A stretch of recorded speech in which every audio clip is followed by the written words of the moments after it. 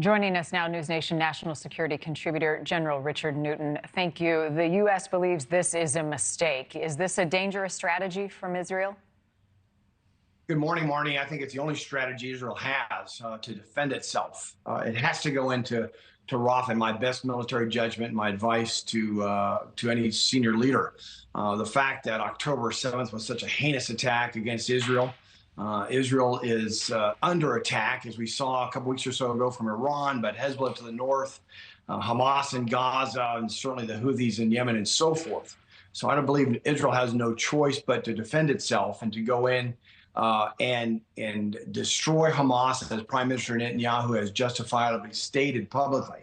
But what I would expect, however, is not so much what we saw, you and I on air several weeks or so ago with, or months ago, if you will, strikes against the northern part of Gaza and so forth. I think you're going to see more of a limited strike operation. Israel has called up a couple brigades of reservists to go into the southern part of Gaza, specifically in and around Rafah, to create a corridor to evacuate civilians. There's numbers are now up to about 100,000 where Israel's at this moment trying to get them evacuated. But I would anticipate limited strike operations to be unfolding here fairly soon. We're talking about 1 million or so people. The question being, where do those people go and can they be safely evacuated? It's a tall task.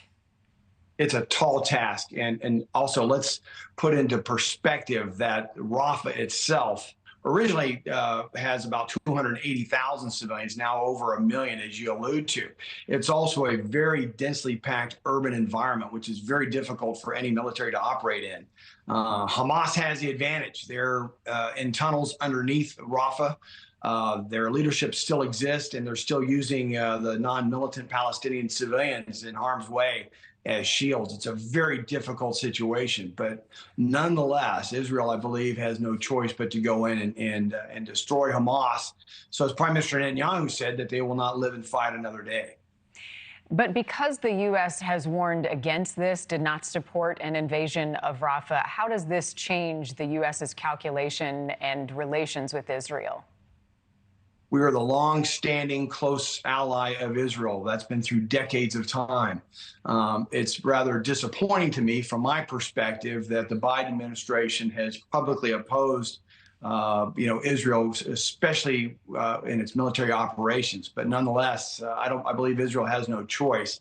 The United States is still providing arms and supplies to Israel. That's very important. I'm sure we're sharing intelligence and surveillance and reconnaissance.